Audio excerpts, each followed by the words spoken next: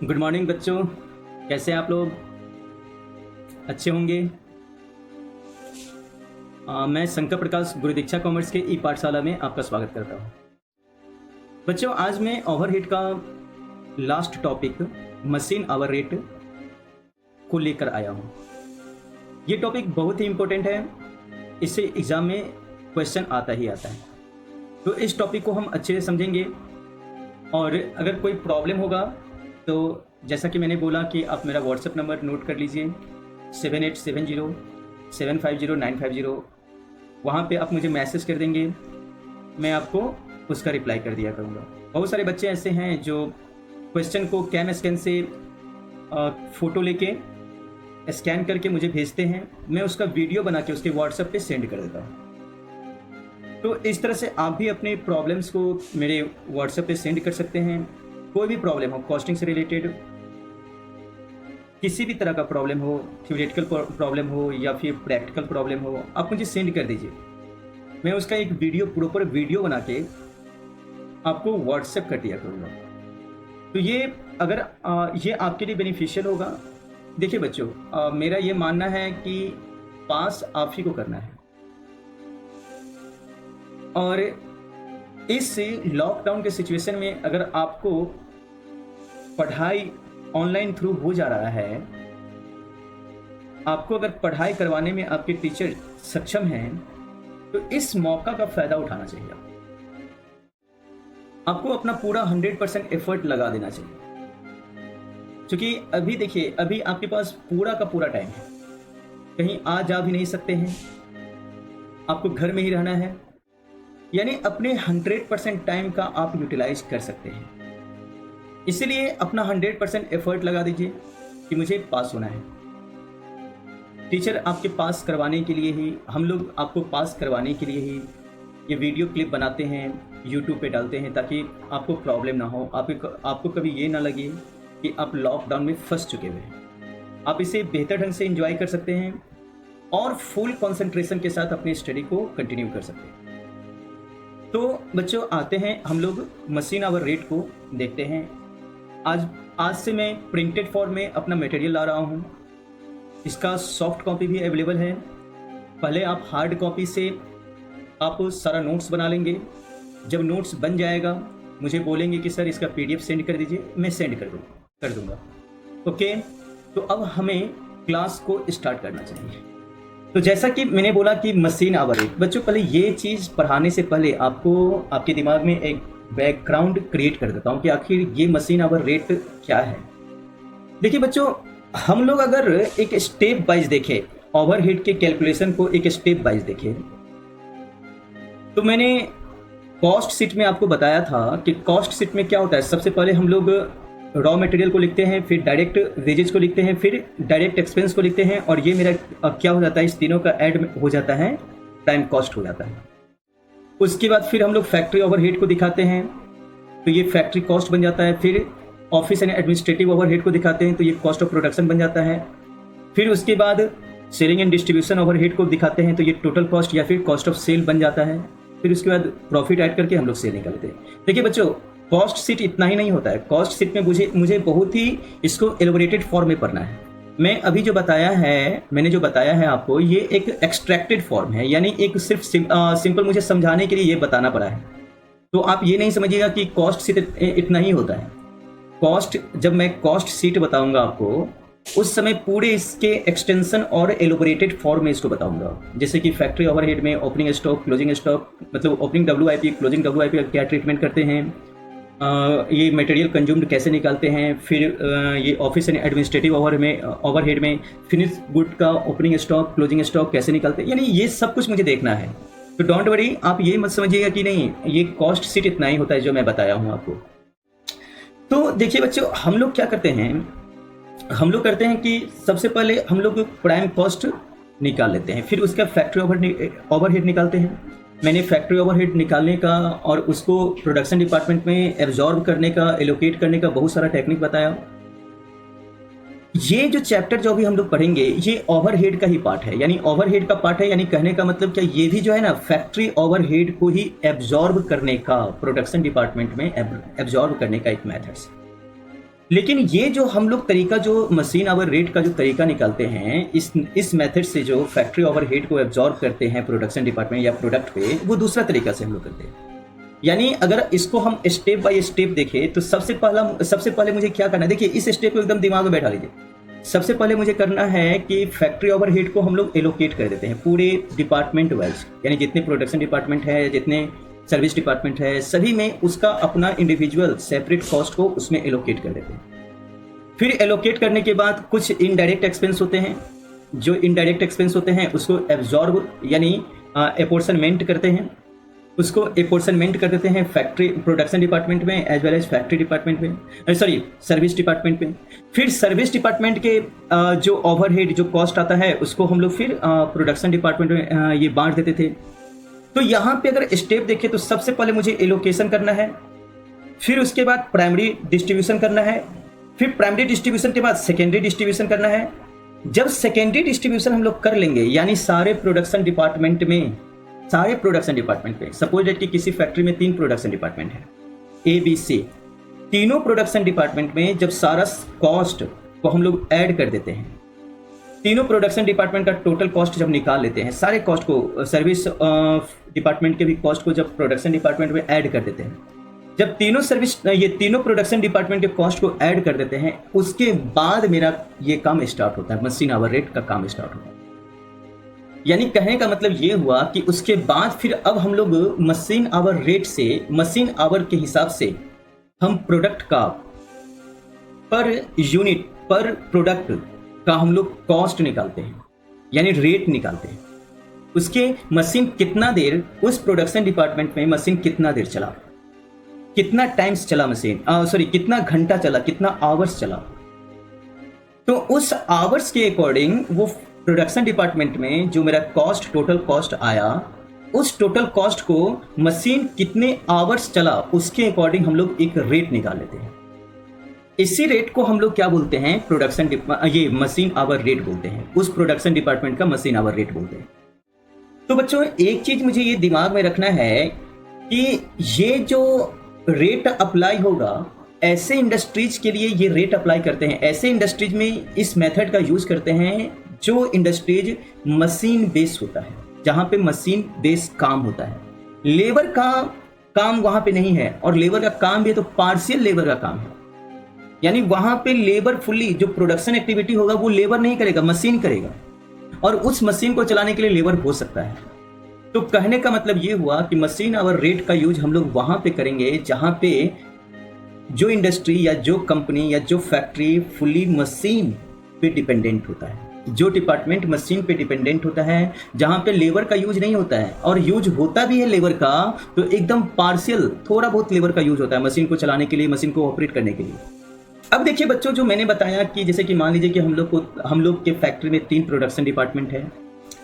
अब 3 production department में ABC, तीनों प्रोडक्शन डिपार्टमेंट का नाम ABC हो गया।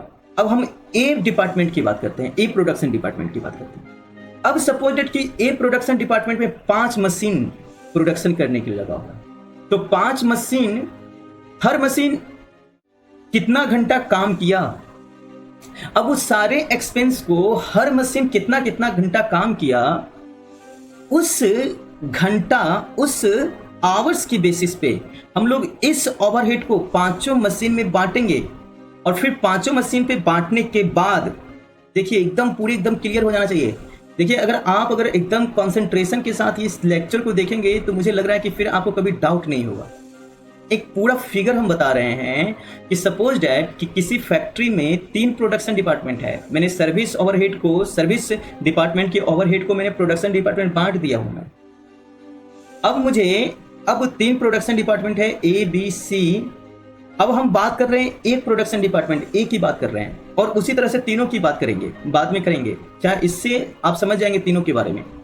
तो सपोज दैट कि ए प्रोडक्शन डिपार्टमेंट में 5 मशीन है जो काम कर रहा है।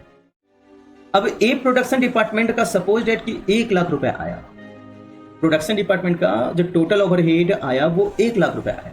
अब इस 1 लाख रुपए को मैं सभी मशीन पे बांटूंगा, एक्चुअली मुझे मेरा बांटने का बेसिक मकसद ये होता है कि हम ये जानना चाहते हैं कि मेरा ये machine number 1, machine number 2, machine number 3, machine number 4, machine number 5, मेरा मशीन नंबर 1 से कितना कॉस्ट, मशीन नंबर 1 पे कितना कॉस्ट इनकर्ड हुआ, वो कितना कॉस्ट को इनकर्ड किया मशीन नंबर 1, मशीन नंबर 2 पे मेरा कितना कॉस्ट इनकर्ड हुआ, मशीन नंबर 3 पे मेरा कॉस्ट कितना इनकर्ड हुआ।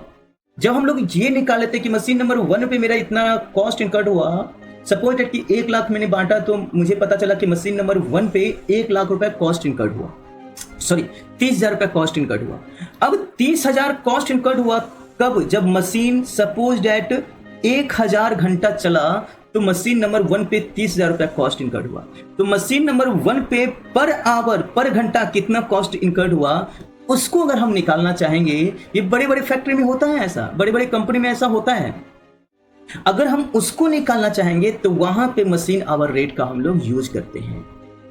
मुझे बड़े बड़े फैक्ट्री में बड़े बड़े कंपनी जो होते हैं, जैसे कि रिलायंस का अगर टेक्सटाइल इंडस्ट्री को देख लीजिए, तो वहां पे ये सब होते होंगे, ये सब होते हैं ऐसा। वहां पे पर मशीन के रेट, पर मशीन पे कितना कॉस्ट इनकर्ड हुआ, उसका रेट क्या है, वो निकाला जाता है। तो इस तरह से हम लोग हर मशीन का रेट निकाल लेते हैं, मशीन आवर रेट निकाल लेते हैं। यहाँ पे नाम ही से स्पष्ट है मशीन आवर रेट, कि उस मशीन पे कितना घंटा काम, कितना ओवरहेड हुआ और वो मशीन कितना घंटा चला, इसके अकॉर्डिंग उसका रेट निकाल दिया। तो इसको बोलते हैं मशीन आवर रेट। अभी जो हम लोग इस चैप्टर में जो पढ़ने वाले हैं, इसी का कैलकुलेशन करने वाले हैं। तो बच्चों, जैसा कि मैंने बोला कि मशीन आवर रेट, ये नाम से स्पष्ट है। आप अगर नाम को सही से पढ़ेंगे, इसको सही से डिक्टेट करेंगे, तो आप समझ जाएंगे। Machine hour rate. बच्चों, रेट किसको बोलते हैं? अगर हम लोग मार्केट में जाते हैं आलू खरीदने, तो हम लोग मार्केट में आलू खरीदने, ये दुकानदार लोग क्या बोलते हैं, इसका रेट क्या चल रहा है, क्या रेट है आलू का, क्या रेट है प्याज का। यानी रेट जो पूछते हैं, इसके पीछे हम 1 केजी का दाम पूछ रहे हैं, हम 1 केजी का दाम उससे पूछ रहे हैं। हम चीनी के लिए पूछते हैं कि भाई भैया चीनी कैसे, चीनी का क्या रेट है, यानी 1 केजी का। कभी भी आप रेट का मतलब ये नहीं होता है कि वो 10 केजी का दाम बता दे। रेट का मतलब ऑलवेज होता है 1 केजी, 1 यूनिट, 1 प्रोडक्ट, 1 पेन, 1 ही केजी का दाम वो बता रहा है। तो अब ये 1 केजी का दाम वो आलू वाला कैसे निकाला होगा? तो वो जितना आलू खरीद के लाया होगा, सपोज डेट कि वो एक मतलब 50 केजी आलू खरीद के लाया, और 50 केजी वो 500 रुपए में खरीद के लाया। अब उससे जो वो रेट निकालेगा, कैसे निकालेगा? 500 डिवाइडेड बाय 50, यानी टोटल जितना रुपया उसको खर्च पड़ा, तो खर्च डिवाइडेड बाय जितना केजी वो लाया। तो खर्च डिवाइडेड बाय क्वांटिटी अगर करेंगे तो हमको रेट पता चल जाता है। तो ये 500 डिवाइडेड बाय 50 करेंगे तो 10 रुपए ये जो आया, 10 रुपया रेट है 1 केजी आलू का। तो उसी तरह से मुझे यहाँ पे इस मेथड में मुझे क्या करना है, मशीन आवर रेट निकालना है। यानी किसी पर्टिकुलर मशीन पे कितना ओवरहेड इनकर्ड हुआ, टोटल ओवरहेड, टोटल खर्च उस पर्टिकुलर मशीन पे। सपोज मशीन नंबर 1 की बात कर रहे हैं, मशीन नंबर 1 पे 30,000 रुपया खर्च हुआ, सपोज कर रहे हैं मशीन नंबर 1 पे, जो कि प्रोडक्शन डिपार्टमेंट ए में काम कर रहा है। तो मशीन 1 पे 30,000 रुपया खर्च हुआ और वो मशीन 1,000 घंटा चला, तो उस मशीन का आवर रेट क्या है, यानी पर आवर वो कितना रुपया कंज्यूम किया। तो पर आवर कितना रुपया कंज्यूम किया बच्चों? 3 रुपया, यानी उस मशीन को चलाने में पर आवर 3 रुपया कंज्यूम हुआ। अब आप ये सोच रहे होंगे कि आखिर ऐसा कौन सा चीज है जहां पे मशीन आवर रेट का यूज होता होगा।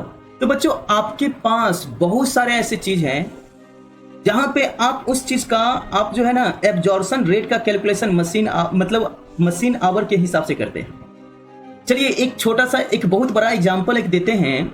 आप रेलवे कंपनी को देखिए, रेलवे कंपनी में वो मशीन से चलता है। रेलवे कंपनी का टिकट का जो डिटर्मिनेशन होगा कैसे, वो देखता है कि 1 घंटा मशीन, जो मेरा रेल 1 घंटा चलता है ट्रेन, तो कितना रुपया कंज्यूम होता है, उसके हिसाब से टिकट का डिस्ट्रीब्यूशन होता होगा। ऑब्वियसली ऐसा ही होता होगा। कोई ऑटो वाला जो अपने फेयर का डिटर्मिनेशन करता है, वो कैसे करता है फेयर का डिटर्मिनेशन? इसी तरह से करता है कि भाई अगर हम ऑटो ले जाते हैं, ले जाने में मुझे सपोज डेट की 2,000 रुपये खर्च पड़ेगा, और ले जाएंगे तो 5 घंटा लगेगा, तो 400 रुपये पर घंटा के हिसाब से खर्च पड़ेगा। तो उसके हिसाब से वो अपना कैलकुलेशन कर लेता है। चलिए एक और बेस्ट एग्जांपल लेते हैं। सपोज डेट कि आप किसी साइबर कैफे में जाते हैं, साइबर कैफे में आपसे कभी भी रेंट का अलग पैसा नहीं मांगता है, वो अपने स्टाफ का अलग पैसा नहीं मांगता है, रिपेयर्स एंड मेंटेनेंस का पैसा अलग से नहीं मांगता है। वो क्या बोलता है कि आपको सिर्फ एक ओवरऑल बोल देता है कि 30 रुपए पर घंटे के हिसाब से, 25 रुपए पर घंटे के हिसाब से हम आपको सर्फिंग करने देंगे। आप सर्फिंग कीजिए, 1 घंटा सर्फिंग कीजिए, मुझे 25 रुपए दे दीजिए। तो यहाँ पे वो जो 25 रुपए है, उस 25 रुपए में उस साइबर कैफे का सारा कॉस्ट उसमें जुड़ा हुआ है। वो जो 25 रुपए जो यहाँ पे पर घंटा 25 रुपए जो निकाला, इसमें सब कुछ जुड़ा हुआ है, उसका कॉस्ट प्लस उसका प्रॉफिट भी। इसी 25 रुपए को एब्जॉर्प्शन रेट भी आप बोल सकते हैं कि ये 25 रुपया पर आवर 25 रुपया एब्जॉर्ब करता चला जाएगा, तो उसका जितना कॉस्ट इनकर्ड हुआ है साइबर कैफे में, कैफे को चलाने में, वो सारा कॉस्ट वो रिकवर कर सकता है। तो बच्चों ये भी जो है मशीन आवर रेट भी है, एक तरह से एब्जॉर्प्शन रेट है। भाई आपने इस मशीन को चलाने में 3000 रुपया खर्च किया और 1000 घंटा ये चला, अब पर घंटा कितना रुपया इसे प्रॉफिट को ऐड करते हुए पर घंटा क्या रिकवर करेंगे कि ये 3000 रुपया कॉस्ट जो है ना वो रिकवर हो जाए। तो एक तरह से देखा जाए बच्चों तो ये भी रिकवरी रेट है। आपको याद होगा जब मैंने रिकवरी रेट पढ़ाया था, रिकवरी रेट में मैंने पढ़ाया था कि रिकवरी रेट को निकालने का 2 तरीका होता है, एक वैल्यू बेस और एक क्वांटिटी बेस। तो क्वांटिटी बेस में मैंने मशीन आवर के हिसाब से बताया था। तो बच्चों जो चीज वहां पे है वही चीज अभी एक सेपरेटली अलग से इसे चैप्टर एक अलग सा इसका एक टॉपिक दे रखा है और जिसे मैं बता रहा हूं अभी। तो ये दिमाग में एक फ्रेमवर्क बन गया होगा कि ये भी एक तरह से रिकवरी रेट ही है। रिकवरी रेट यानी आपको कैसे रिकवर करना है, पैसा पर घंटा क्या चार्ज करना है कि आपका जो कॉस्ट इनकर्ड हुआ उस सारे कॉस्ट को आप रिकवर कर ले। पर घंटा आप क्या चार्ज करेंगे ताकि सारे कॉस्ट को आप रिकवर कर ले। तो ये भी एक तरह से रिकवरी रेट है। तो देखिए यहां पे क्या है, machine hour rate is the overhead cost running machine for 1 hour, यानी 1 घंटा मशीन को चलने में कितना रुपया कॉस्ट इनकर्ड होता है, उसी को हम लोग मशीन आवर रेट बोलते हैं। समझ में आ गया बच्चों? अब यहां बोलता है द रेट इज ऑब्टेन्ड। आप रेट कैसे निकालते हैं? सिंपल तरीका, जैसे आप पर केजी आलू का रेट निकाल लिए, पर केजी चीनी का रेट निकाल लिए, पर केजी प्याज का रेट निकाल लीजिए, उसी तरह से पर आवर मशीन का रेट निकाल लीजिए, मशीन आवर रेट। यानी the rate is obtained by dividing the amount of factory overhead. क्योंकि ये फैक्ट्री ओवरहेड को हम लोग एब्जॉर्ब करना है, रिकवर करना है फैक्ट्री ओवरहेड को। तो टोटल फैक्ट्री ओवरहेड जो उस मशीन पर्टिकुलर मशीन पे जो फैक्ट्री ओवरहेड इनकर्ड किया है, उस पर्टिकुलर मशीन का total factory overhead divided bye वो पर्टिकुलर मशीन जितना टोटल घंटा चला है डिवाइडेड बाय उतना घंटा, ये क्या हो जाएगा? उसका रेट हो जाएगा।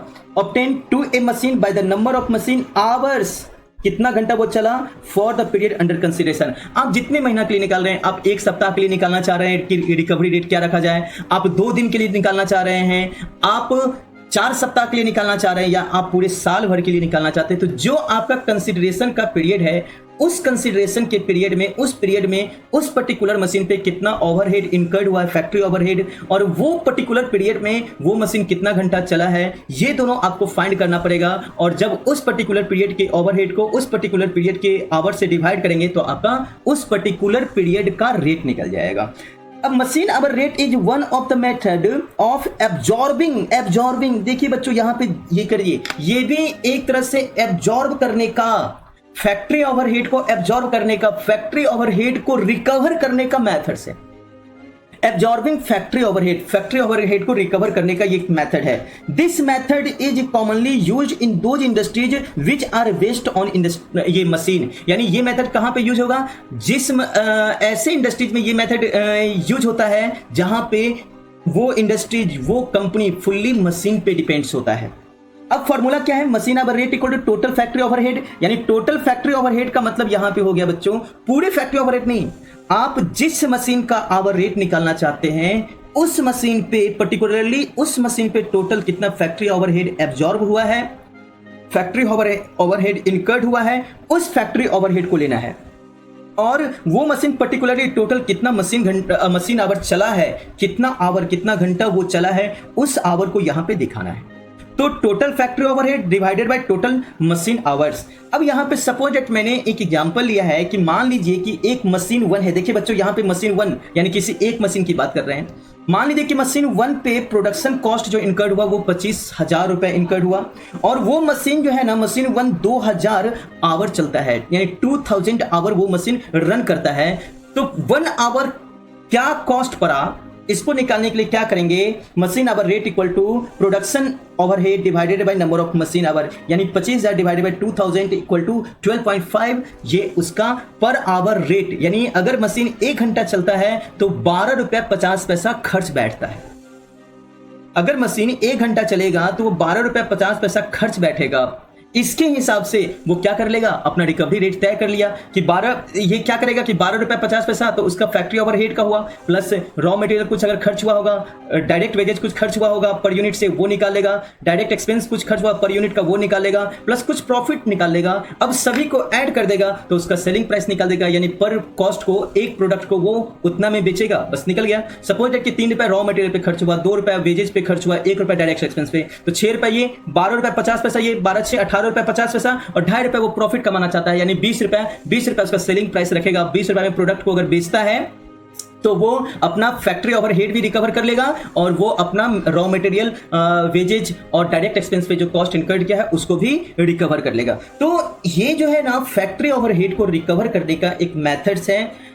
इसी मेथड्स को हम लोग मशीन आवर्स के अकॉर्डिंग निकालते हैं, इसीलिए इसका नाम मशीन आवर रेट हो गया। अब देखिए इसका कंप्यूटेशन कैसे करना है। कंप्यूटेशन बहुत ही आसान है, तो फॉलोइंग स्टेप्स को मुझे फॉलो करना है, कुछ स्टेप्स को मुझे फॉलो करना है, उस स्टेप्स को फॉलो करते हुए इसका कंप्यूटेशन हम कर सकते हैं। तो सबसे पहले first of all factory overhead मुझे ऑब्टेन करना है प्रोडक्शन डिपार्टमेंट का। मुझे सबसे पहला फैक्ट्री ओवरहेड ऑब्टेन करना है प्रोडक्शन डिपार्टमेंट का, यानी प्रोडक्शन डिपार्टमेंट का क्या एलोकेशन कर लेंगे, एपोर्शनमेंट कर लेंगे। एपोर्शनमेंट में भी प्राइमरी डिस्ट्रीब्यूशन कर देंगे। सेकेंडरी डिस्ट्रीब्यूशन करने के बाद, यानी सेकेंडरी डिस्ट्रीब्यूशन जैसे ही बोले तो बच्चों आपके दिमाग में आ जाना चाहिए फैक्ट्री ओवरहेड को प्रोडक्शन डिपार्टमेंट में बांट दिए होंगे, तो सेकेंडरी डिस्ट्रीब्यूशन कर लिए होंगे, यानी टोटल प्रोडक्शन डिपार्टमेंट का मेरा कॉस्ट आ गया होगा। अब सबसे पहले मुझे प्रोडक्शन डिपार्टमेंट के कॉस्ट को निकालना है, तो मैं सबसे पहले मैं क्या करूंगा, factory overhead product apportion to production department, सारे फैक्ट्री ओवरहेड को प्रोडक्शन डिपार्टमेंट पे एपोर्शन कर दूंगा, यानी बांट दूंगा। एपोर्शनमेंट का मतलब एलोकेशन, एपोर्शनमेंट, री एपोर्शनमेंट, सारा चीज हो गया, एंड एपोर्शनमेंट कर देंगे। Then overhead of the production department are further apportion to different machine. अब सबसे पहला काम मुझे क्या करना था कि फैक्ट्री ओवरहेड को प्रोडक्शन डिपार्टमेंट में बांट देना था। दूसरा, अब प्रोडक्शन डिपार्टमेंट में सपोज दैट कि एक प्रोडक्शन डिपार्टमेंट में 5 मशीन काम कर रहा है, तो उस प्रोडक्शन डिपार्टमेंट के खर्च को 5 मशीन में बांटना है, यानी कहने का मतलब मशीन वाइज बांट देना है, या फिर आप ग्रुप ऑफ मशीन पे भी बांट सकते हैं।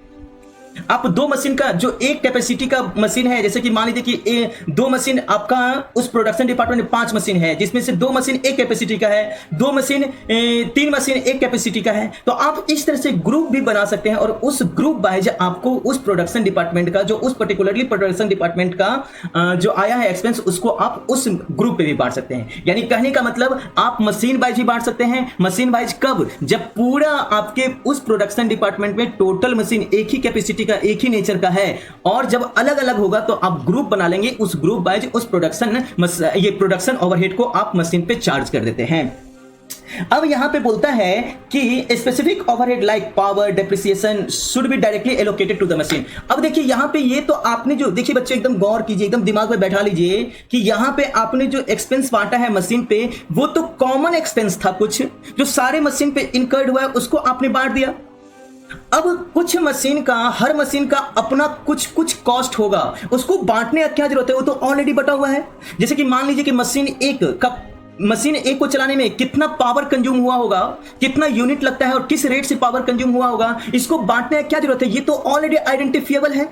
ये तो ऑलरेडी आप जानते हैं कि कितना कंज्यूम होगा, तो इसको बांटने का जरूरत नहीं है। जो ऑलरेडी किसी पर्टिकुलर मशीन से रिलेटेड होगा उसको हम लोग उसी के ओवरहेड में कंसीडर कर देंगे। टोटल ओवरहेड निकालने का, उस मशीन का टोटल ओवरहेड निकालेंगे, उसी टाइम उसको वहां पे कंसीडर कर देंगे।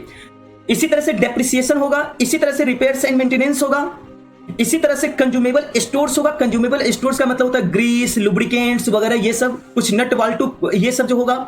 इसी तरह से ग्रीस, लुब्रिकेंट्स होगा, तो हर मशीन का ये कॉस्ट होगा, अपना कॉस्ट होगा। उस कॉस्ट को हम लोग उस मशीन पे पर्टिकुलरली चार्ज कर देंगे। प्रोडक्शन ओवरहेड का पोर्शन निकाल के उस मशीन पे चार्ज कर दिए, और उसका अपना जो कॉस्ट हुआ उसको भी उस पे चार्ज कर दिए। तब अब मुझे पता चल गया कि इस पर्टिकुलर मशीन पे टोटल कितना कॉस्ट इनकर्ड हुआ। तो समझ में आ गया होगा बच्चों, आपको क्या करना है। सबसे पहले सारे ओवरहेड को प्रोडक्शन डिपार्टमेंट बांट देना है, उस प्रोडक्शन डिपार्टमेंट के फिर ओवरहेड को सारे मशीन पे बांट देना है। फिर तीसरा स्टेप क्या करना है, उस मशीन का अपना जो पर्टिकुलरली खर्च है उस खर्च को फिर क्या करना है, उस मशीन पे उस मशीन पे लगा देना है, चार्ज कर देना है। अब देखिए the overhead relating to the machine should be divided between. अब ये जो मशीन का जो ओवरहेड है आप देखेंगे, सपोज डेट कि आप जब बांटे तो प्रोडक्शन डिपार्टमेंट का आपने बांटा 1 लाख रुपए, मैंने एग्जांपल लिया कि 1 लाख रुपए प्रोडक्शन डिपार्टमेंट का टोटल खर्च बैठा था एक प्रोडक्शन डिपार्टमेंट का, जिसमें 5 मशीन था, तो जिसमें फर्स्ट मशीन का पोर्शन आया था 30,000 रुपया, और इसका अपना पावर और रिपेयर मेंटेनेंस डेप्रिसिएशन का कॉस्ट है 35,000 रुपए। तो बच्चों ये 35,000 जो आया मशीन एक का, जो 35,000 रुपए जो कॉस्ट आया, आप इसे गौर से देखेंगे तो इसमें 2 नेचर का कॉस्ट इन्वॉल्व होगा, 2 नेचर का कॉस्ट इसमें इन्वॉल्व होगा। तो अब हम लोग क्या करेंगे, इस 35,000 को 2 पार्ट में बांट देंगे। अभी हम लोग सीधे ये आवर से डिवाइड नहीं करेंगे, पहले हम लोग क्या करेंगे, इस 35,000 को 2 पार्ट में बांट देंगे। यानी एक पार्ट जो होगा वो स्टैंडिंग चार्ज कहलाएगा और दूसरा पार्ट जो होगा मशीन चार्ज कहलाएगा। यानी स्टैंडिंग चार्ज को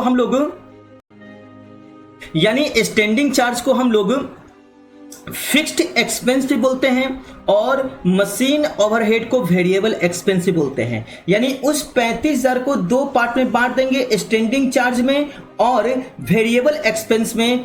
अगर बांट दिए, बांटने के बाद मुझे क्या करना है, फिर आगे का कैलकुलेशन करना है, क्या करना है वो समझ में आ जाएगा। मैंने सारा चीज बहुत ही अच्छे से इसे प्रिपेयर किया है, आपके दिमाग में 100% बैठेगा, इसका मैं फुल प्रूफ गारंटी देता हूं आपको। तो यहां पे देखिए मुझे क्या करना है, डिवाइड करना है 2 पार्ट में। एक तो फिक्स्ड या स्टैंडिंग चार्ज, स्टैंडर्ड चार्ज भी इसको बोलते हैं या स्टैंडिंग चार्ज भी बोलते हैं, और दूसरा वेरिएबल चार्ज में इसको बांट देना है। अब यहां पे बच्चों फिक्स्ड चार्ज या स्टैंडर्ड चार्ज किसको बोलते हैं, are those which remain constant irrespective of the use. यानी फिक्स्ड चार्ज में मुझे उस एक्सपेंस को लेना है, उस ओवरहेड को लेना है जो मशीन के यूज कितना भी करे, नहीं करे, कितना भी करे, उस एक्सपेंस पे खर्च नहीं होगा, वो हमेशा कांस्टेंट होगा। यानी जो फिक्स्ड नेचर का जो एक्सपेंस होगा उस 35,000 में जो फिक्स्ड नेचर का ये ओवरहेड होगा उसको हम लोग ये स्टैंडिंग चार्ज बोलेंगे, और जो वेरिएबल नेचर का ओवरहेड होगा उसको हम लोग मशीन चार्ज बोलेंगे। ठीक है, जैसे कि इसमें क्या हो गया, रेंट हो गया, supervisor salary etcetera. Variable expense charge किसको बोलेंगे, very with the use of machine, that is power depreciation. अब वेरिएबल एक्सपेंस में किस किस ओवरहेड को हम लोग ये उस पे लगाएंगे, किस किस ओवरहेड को वहां पे रखेंगे मशीन ये वेरिएबल चार्ज में, मशीन चार्ज में।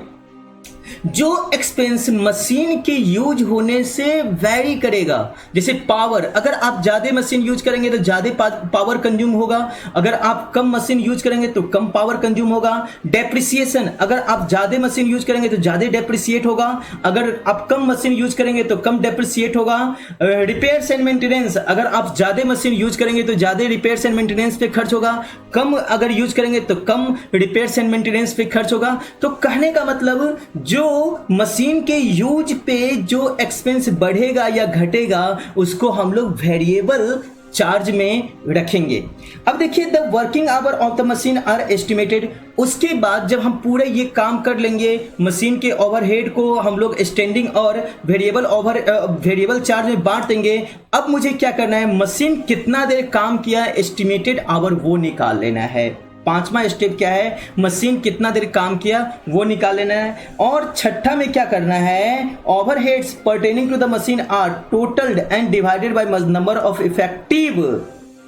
Effective machine hour. यानी अब ये टोटल ओवरहेड को जब निकाल लेंगे, टोटल ओवरहेड को, हर पर्टिकुलर मशीन का टोटल ओवरहेड निकाल लेंगे। अब उस को हम लोग डिवाइड करेंगे कि वो मशीन इफेक्टिवली कितना आवर वर्क किया है। इफेक्टिव वर्किंग आवर का मतलब होता है बच्चों कि जो आइडल एक्सपेंस है, जो सेटअप टाइम है, जो आइडल टाइम है, जो सेटअप करने का जो टाइम है, उसको हम लोग हटा देते हैं। टोटल वर्किंग टाइम में से, टोटल टाइम में से मशीन कितने घंटा काम किया, मशीन कितने घंटा चला। एक बात सुनिए, मशीन कितना घंटा चला और मशीन कितना घंटा काम किया, देयर आर 2 थिंग्स।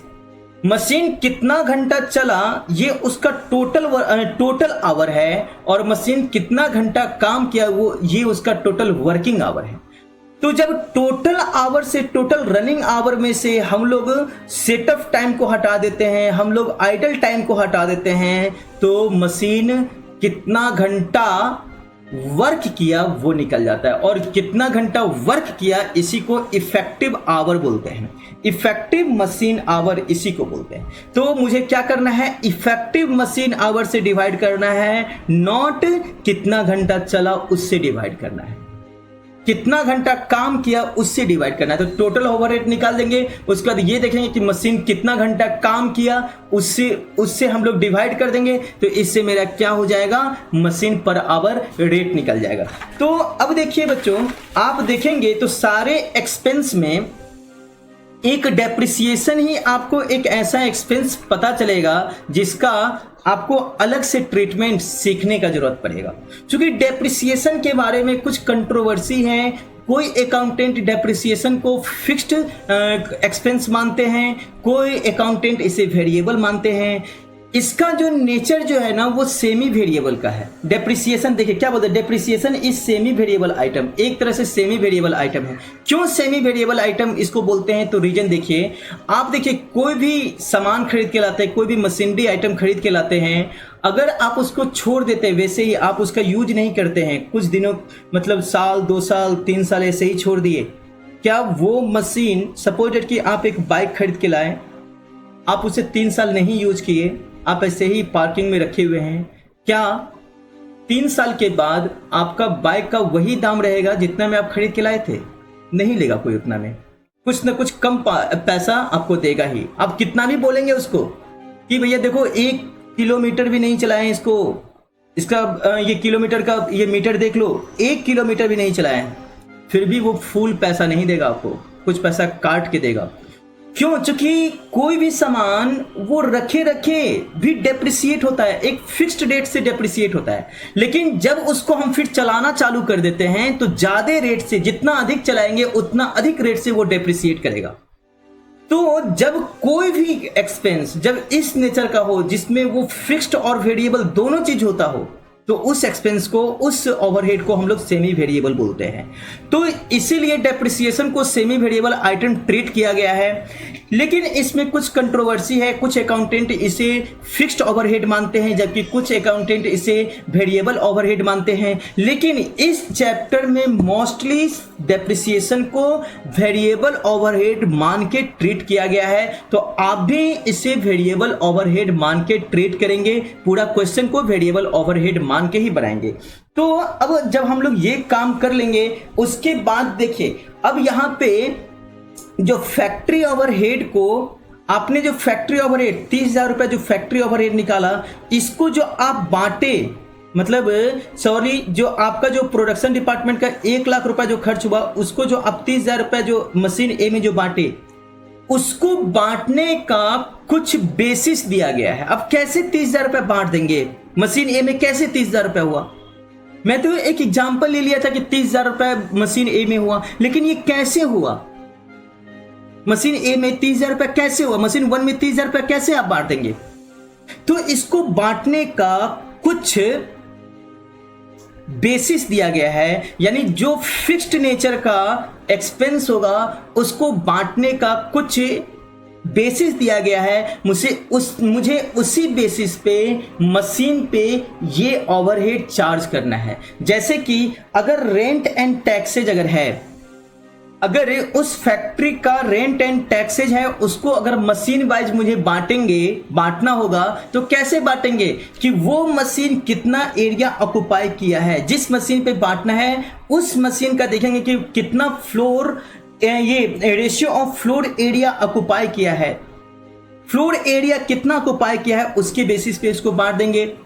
उसके बाद अगर इंश्योरेंस है तो इंश्योरेंस किसका होगा, या तो मशीन का होगा, तो मशीन का इंश्योरेंस किस बेसिस पे होता है? आपका गाड़ी का इंश्योरेंस, बाइक का इंश्योरेंस किस बेसिस पे होता है? आपका बाइक का कितना वैल्यू है, वैल्यू के अकॉर्डिंग। तो उसी तरह से मशीन का इंश्योरेंस किस बेसिस पे होगा, उस मशीन का क्या वैल्यू है, तो उसको हम लोग किस बेसिस पे बांटेंगे, insured value of each machine, her machine का जो इंश्योर्ड वैल्यू है उसके अकॉर्डिंग बांट देंगे। उसी तरह से सुपरवाइजर का जो सैलरी है यानी सुपरविजन करने का, तो वो जो सुपरवाइजर होगा वो 5 मशीन पे सुपरवाइज करता होगा, तो उसको जो सैलरी दिया जाता होगा वो 5 मशीन के लिए दिया जाता होगा। अब इसके सैलरी को हम कैसे बांटेंगे, तो इसके सैलरी को हम लोग बांटेंगे, हम देखेंगे कि वो जो है ना पर्टिकुलरली किसी पर्टिकुलर मशीन पे कितना घंटा रहा है, कितना घंटा डिवोट किया है, उसके अकॉर्डिंग उसके सैलरी को हम लोग बांट देंगे। यानी क्या, ये एस्टिमेटेड टाइम डिवोटेड का मतलब वो पर्टिकुलर मशीन पे कितना घंटा काम देखा है, डिवोट किया है अपना, उसके अकॉर्डिंग बांट देंगे by the supervisor to the each machine.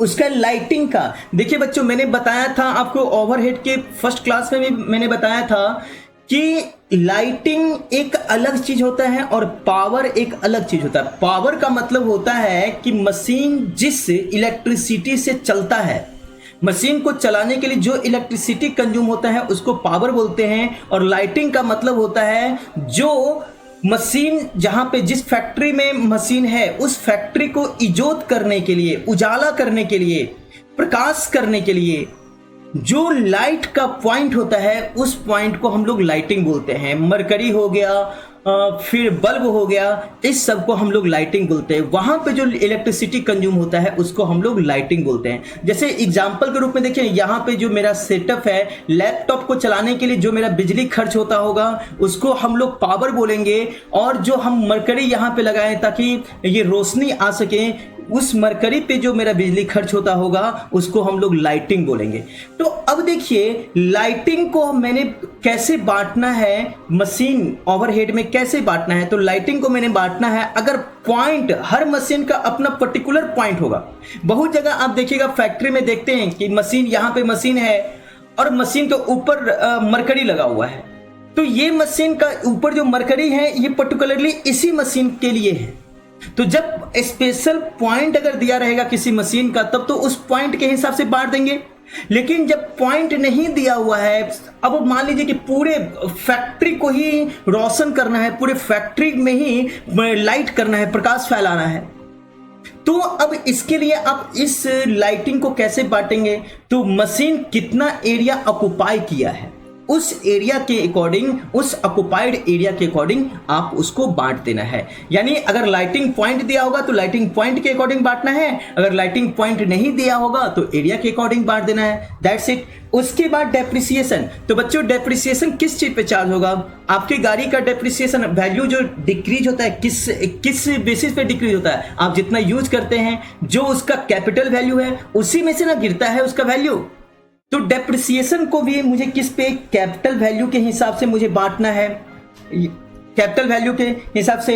Repairs and maintenance, इसको भी कैपिटल वैल्यू के हिसाब से, मशीन कितने वैल्यू का है उस वैल्यू के अकॉर्डिंग इसको बांटना है, एपोर्शनमेंट करना है। और लुब्रिकेंट्स एंड ऑयल, इसको भी हमें क्या करना है, कैपिटल वैल्यू के अकॉर्डिंग एपोर्शनमेंट करना है। हर पर्टिकुलर मशीन पे मुझे एपोर्शनमेंट करना है। तो इस तरह से बच्चे कुछ कॉमन एक्सपेंस था जो 5 मशीन के लिए खर्च किया था आपने, उस कॉमन एक्सपेंस को आप ये जो मैंने अभी बेसिस बताया उस बेसिस के अकॉर्डिंग आप एपोर्शन कर दिए, आप बांट दिए। अब बांटने के बाद उस मशीन का जो अपना पर्टिकुलर एक्सपेंस होगा उस पर्टिकुलर एक्सपेंस को उस मशीन पे बांट देंगे। उसका कॉमन एक्सपेंस तो बट के आ चुका हुआ है, अपना पर्टिकुलर एक्सपेंस उसको ऐड कर देंगे। जब सबको ऐड कर देंगे तो ये आपका जो निकलेगा ये उस मशीन का, पर्टिकुलर मशीन का टोटल ओवरहेड निकल जाएगा। अब देखिए बच्चों, एक आपको एक कॉन्सेप्ट और पढ़ना है, कंप्रीहेंसिव और composite machine hour rate. Comprehensive और कंपोजिट मशीन आवर रेट जो होता है बच्चों, ये कंप्रीहेंसिव का मतलब ही होता है एक्सटेंशन, और कंपोजिट का मतलब एक दो चीज को मिला के, दो या दो से अधिक चीज को मिला के यानी यहां पे मुझे देखना है कि मशीन कितना देर काम किया है और मशीन पे जो लेबर है जो मशीन को ऑपरेट करता है वो कितना देर काम किया है। इस दोनों आवर को जब कंपोजिट करेंगे, मिलाएंगे, तो ये जो मेरा रेट या इस तरह से जो हम लोग रेट निकालेंगे वो रेट मेरा क्या कहलाएगा, कंपोजिट मशीन आवर रेट कहलाएगा। यानी when the direct wages of machine operates, direct wages का मतलब जो ऑपरेटर मशीन को ऑपरेट कर रहा है उसको जो पैसा दे रहे हैं वो डायरेक्ट वेजेज कहलाएगा। यानी जब डायरेक्ट वेजेज को भी इंक्लूड कर देंगे, देखिए बच्चों मैंने बताया था ना कि डायरेक्ट वेजेज प्राइम कॉस्ट में जाता है, इसको हम लोग ओवरहेड कंसीडर नहीं करते हैं। तो प्राइमा फेसी ये है कि जो मशीन को ऑपरेट करने के लिए जो लेबर होता है उसके एक्सपेंस को हम लोग प्राइम कॉस्ट मानते हैं और उसको हम लोग कंसीडर नहीं करते हैं। लेकिन अगर स्पेसिफिकली अगर क्वेश्चन में दे रखा है और जब कंपोजिट रेट आपको निकालना है तो बच्चों ऐसे सर्कमस्टांसेज में उस लेबर का भी कॉस्ट को हम लोग ओवरहेड में जोड़ देंगे, सिर्फ लेबर के कॉस्ट को लेंगे। वो लेबर चूंकि उसके आवर्स को भी हम लोग कंसीडर कर रहे हैं, जब हम लोग उसके आवर्स को लेंगे तो उसके कॉस्ट को भी लेंगे। बच्चों एक चीज जानिए, ये तराजू जानते हैं ना, बैलेंस, बैलेंस का मतलब क्या होता है, दोनों पलड़ा इक्वल होना चाहिए। तो कहने का मतलब ये हुआ कि अगर आप वर्कर्स, अगर आप लेबर्स के आवर को ले लेंगे और लेबर्स के कॉस्ट को नहीं लेंगे तो पलड़ा इक्वल नहीं ना हुआ। तो आपको पलड़ा इक्वल करने के लिए उसके आवर्स को भी लेना होगा और उसके ओवरहेड्स को भी, मतलब उसके वेजेस को भी लेना होगा, उसके कॉस्ट को भी लेना होगा। जब ये आप वर्कर्स के कॉस्ट को, लेबर के कॉस्ट को भी लेते हैं, लेबर कितना घंटा काम किया उसको भी लेते हैं, प्लस मशीन पे कितना कॉस्ट इनकर्ड हुआ ओवरहेड उसको, और मशीन कितना घंटा काम किया उसको, जब ये दोनों को अगर लेते हैं आप तो ये आपका कंपोजिट मशीन आवर रेट कहलाता है। समझ में आ गया?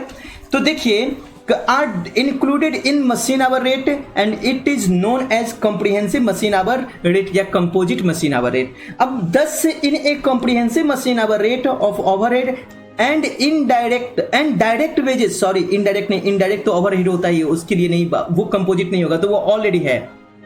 डायरेक्ट वेजेस को जब जोड़ेंगे, यानी मशीन आवर रेट और डायरेक्ट वेजेस के रेट को जब जोड़ देंगे एक साथ, तभी वो कहलाएगा, जब एक सिंगल रेट निकालेंगे तो वो सिंगल रेट कहलाएगा कंपोजिट मशीन आवर रेट कहलाएगा। Are absorbed by the single rate. समझ में आ गया बच्चों? अब देखिए इसमें मशीन आवर रेट से जो क्वेश्चन मुझे बनाना होता है उसके लिए मुझे क्या करना होता है, एक स्टेटमेंट के थ्रू हम लोग बनाते हैं। तो स्टेटमेंट आप भी ऐसे ही बनाइएगा, ऐसे बनाइएगा, फुल नंबर आएगा एग्जाम में। अगर मान लीजिए कि 10 नंबर का क्वेश्चन अगर पूछा गया है, ग्रेजुएशन में ये 20 नंबर का क्वेश्चन आता है, अगर 10 नंबर का पूछा गया या 20 नंबर का पूछा गया तो आपको फुल नंबर आएगा। अगर आप इस स्टेटमेंट को फॉलो करते हुए बनाते हैं, पूरे वर्किंग नोट्स को दिखाते हैं, properly each and every thing अगर मेंशन करते हैं तो definitely you will get 20 numbers and 10 numbers. तो कहने का मतलब ये हुआ कि मुझे ये स्पेसिमेन कैसे बनाना है। तो स्पेसिमेन ऊपर, सबसे पहले ऊपर हम लोग लिख लेंगे specimen for computation of machine hour rate. Machine hour rate को कंप्यूट करने का जो एक स्पेसिमेन बनाना है, तो यहां पे मैंने लिखा है, आपको ये नहीं लिखना है, स्पेसिमेन फॉर कंप्यूटेशन नहीं लिखना है। जब आप एग्जामिनेशन के लिए आप जब इसे बनाएंगे तो आपको सीधे लिखना है computation of machine hour rate. यहां पे आप इसे हटा दीजिए, चूंकि मुझे पढ़ाना था तो स्पेसिमेन लिखने के लिए मैंने लिख दिया। आपको ये लिखना है computation of machine hour rate, और मान लीजिए कि मशीन 1 है तो नीचे लिख देंगे यहां पे मशीन 1 लिख देंगे। वो आपने कितने पीरियड के लिए निकालना है, सपोर्टेड कि आप 1 वीक का मशीन आवर रेट निकालना चाहते हैं, 1 वीक के लिए, आप 1 डे के लिए निकालना चाहते हैं, आप 6 महीना के लिए निकालना चाहते हैं, आप 1 साल के लिए निकालना चाहते हैं, तो जो आपका बेस पीरियड होगा उस बेस पीरियड को यहां पे दिखा देंगे। उसके बाद आपका मशीन कितना घंटा काम किया है, काम वर्किंग, फिर सुनिए मैंने एक बार और बोल रहा हूं, मैं मशीन कितना देर चला है और मशीन कितना घंटा काम किया है, दोनों में डिफरेंस है। मशीन कितना घंटा चला है ये एक अलग चीज है और मशीन कितना घंटा काम किया है ये एक अलग चीज होता है। जब मशीन कितना घंटा चला है उसमें से सेटअप टाइम को हटा देंगे, आइडल टाइम को हटा देंगे, तब जो आता है आवर वो होता है मशीन कितना घंटा काम किया है, यानी इफेक्टिव मशीन आवर आता है। उस इफेक्टिव मशीन आवर को यहां पे दिखाना होगा, ना कि मशीन ये कितना देर चला है उसको दिखाना होगा। अंडरस्टूड? समझ गए होंगे, मुझे बिलीव है। चलिए, तो उसको अब हम लोग क्या करेंगे, पूरे ये प्रोडक्शन डिपार्टमेंट को, मतलब मशीन पे जो कॉस्ट इनकर्ड हुआ उस कॉस्ट को हम लोग दो पार्ट में बांट देंगे, एक स्टैंडिंग चार्ज और दूसरा मशीन या वेरिएबल चार्जेज, इस दो पार्ट में बांट देंगे। जो फिक्स्ड नेचर का एक्सपेंस होगा, उस पर्टिकुलर मशीन का जो फिक्स्ड नेचर का जो एक्सपेंस होगा, जो ये मशीन के चलने और ना चलने से जो चेंज नहीं होगा, वेरी नहीं करेगा, इसको स्टैंडिंग चार्ज में दिखा देंगे। और जो मशीन के चलने और ना चलने से जो फर्क पड़ेगा, वेरी होगा, उसको हम लोग ये वेरिएबल चार्ज में दिखा देंगे। तो अब देखिए, स्टैंडिंग चार्ज में मुझे जो दिखाना है रेंट, रेट्स, टैक्सेज, यानी आप देखेंगे जितने सारे स्टैंडिंग चार्ज में जितने सारे आइटम्स हैं, वो सारे आइटम्स मशीन के चलने या ना चलने से कोई फर्क नहीं पड़ता उस पर, वो कॉन्स्टेंटली रहेगा। रेंट कभी ये कांस्टेंट, ये रेंट कभी वेरी नहीं कर सकता है, मशीन चले या ना चले। मशीन आपका फैक्ट्री बंद पड़ा हुआ, लेकिन फैक्ट्री का जो रेंट देना है वो तो देना ही पड़ेगा, रेट्स जो देना है वो देना ही पड़ेगा, टैक्सेस जो है वो देना ही पड़ेगा। तो वो आपके प्रोडक्शन के अकॉर्डिंग या मशीन के चलने या ना चलने से वो वेरी नहीं करता है। उसी तरह से लाइटिंग एंड हीटिंग, यहाँ पे लाइटिंग की बात है, पावर की बात नहीं। पावर अगर होता तो ये वेरिएबल चार्जेज में आता, यानी नीचे आता, और अगर ये लाइटिंग का है इसलिए ये स्टैंडिंग चार्ज में है। लाइटिंग एंड हीटिंग इसको स्टैंडिंग चार्ज में, यानी उसका सुपरवाइजर यानी सुपरविजन चार्जेज उसको दिखा देंगे। उसका insurance of factory and machine, factory का इंश्योरेंस हुआ या मशीन का इंश्योरेंस हुआ उसको दिखाएंगे। Cotton waste, consumable stores, lubricants. अब cotton waste, consumable stores and lubricants, इसको मुझे यहाँ पे दिखाना है, उसको यहाँ पे दिखा देंगे।